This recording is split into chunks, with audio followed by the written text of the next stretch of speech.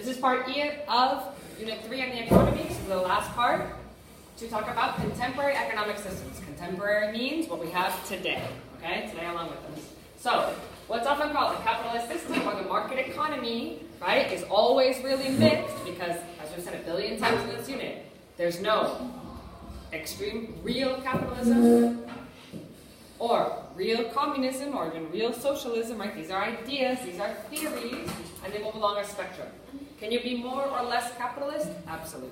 So basically, people who are pro-capitalist try to use words that have a better connotation. So we hear a lot of things like economic freedom, liberalization, okay? This means giving companies freedom to decide how much to pay their workers, if they want to merge with another company, they don't have as many laws against monopolies, for example, right? The market is less controlled. It's more laissez-faire, as we saw with Adam Smith, left to its own devices, okay?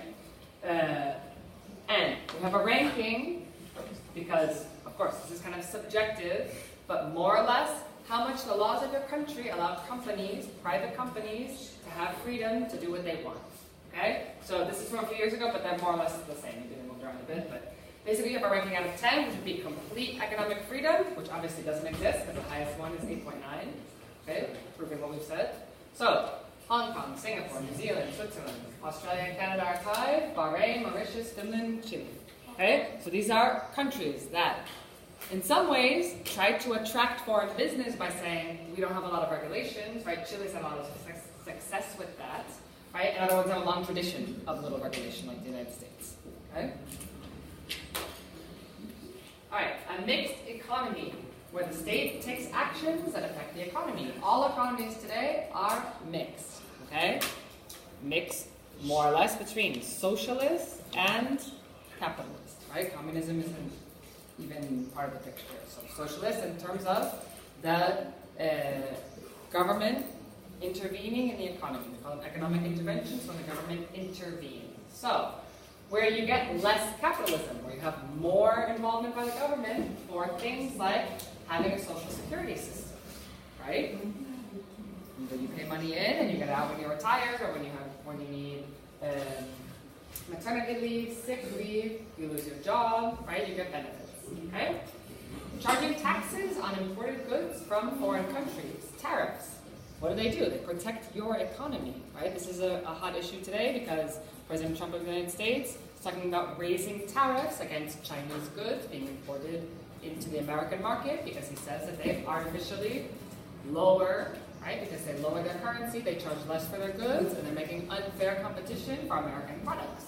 So to bring American jobs back, he says, raise the tariffs so Chinese goods will cost more and no one will buy them.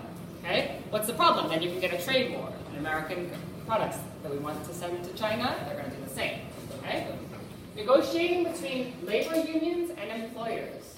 Right? So you can have organizations. The CEOE in Spain is the organization of basically employers, and then each industry normally has a union or some kind of organization that negotiated with them, normally mediated by the government, and you get things like what are called convenios colectivos, like you have in, for example, private schools.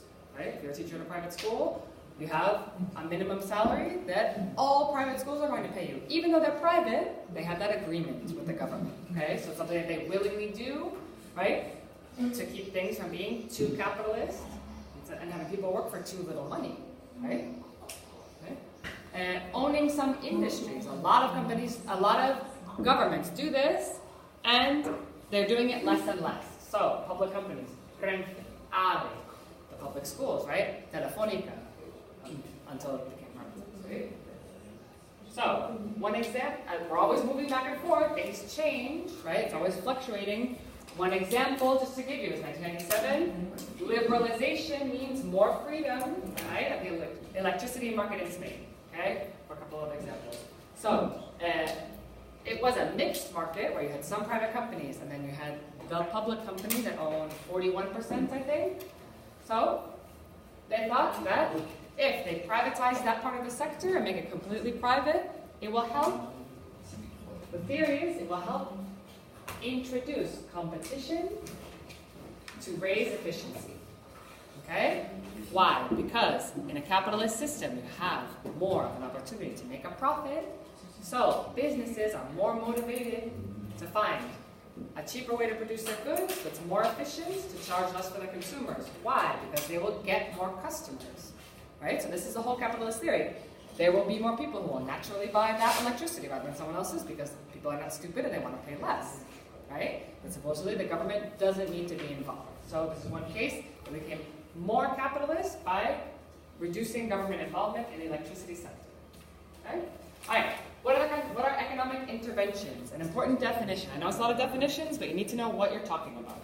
Is any action taken by a government or an international institution like the IMF, right, the International Monetary Fund, for example, in a market economy or a market-based mixed economy, right, our economies, in an effort to impact the economy.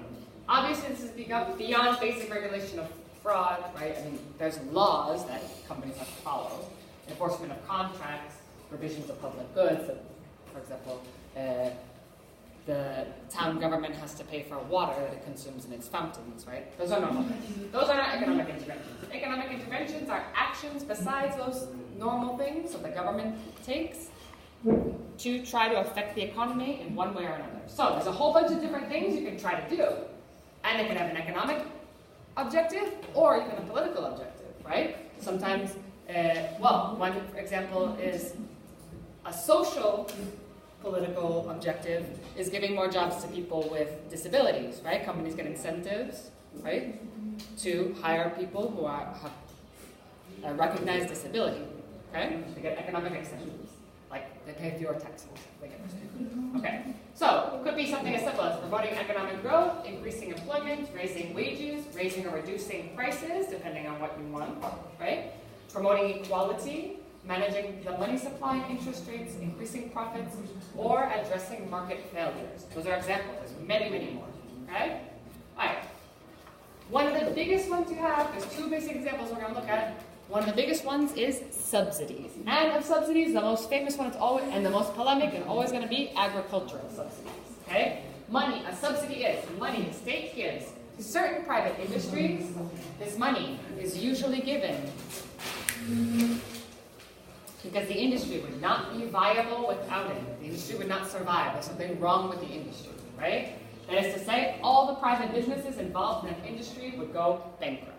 Why do we have so many agricultural subsidies? Because so much of agriculture is outside of our control. If you have a frost in May and it ruins all of the crops for all the potatoes in Spain, well, what are you going to do? Let all the potato farmers starve? Let the prices skyrocket for potatoes? It's like a staple of the Spanish diet. The government steps in to help. Okay? Agricultural subsidy. Money paid to farmers to supplement their income, manage the supply of agricultural commodities, influence the cost of supply of such commodities. Example.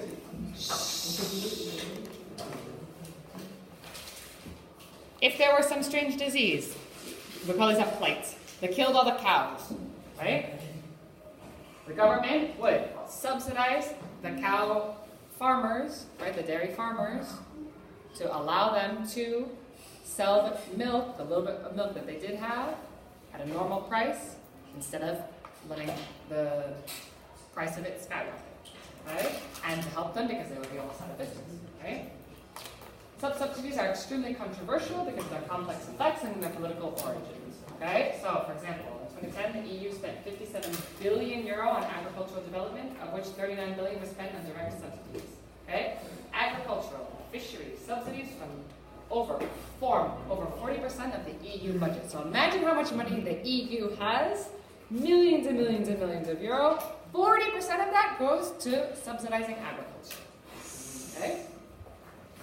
All right, another one, a stimulus package. A stimulus package is actually many things, right? Many measures taken to help an economy that's starting to go down. Why? Because a floundering economy, an economy that is weak,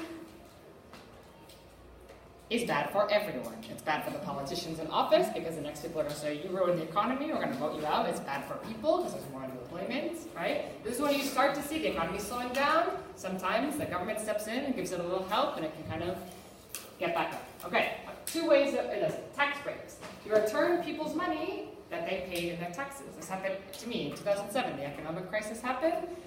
Obama sent a check literally to every person in the United States for the amount for some percentage of the amount of money that you have paid in your taxes, you got back. Why? Because they hope that you're going to go buy something with that money. And that's going to start the economy going again, right? That money is going to go to a producer who's going to reinvest it in his business, right? Maybe hire someone else. Like that. The other one, spending projects. A lot of governments do this when they have something they need to get done anyway, like building a dam or building a new motorway. They decide to do it at that time. Okay? So what they do is they hire tons of people to work, so they're getting lots of people jobs, and they hire private companies as well to do the work. So they can say, I'm giving work to companies that already exist, or I can directly hire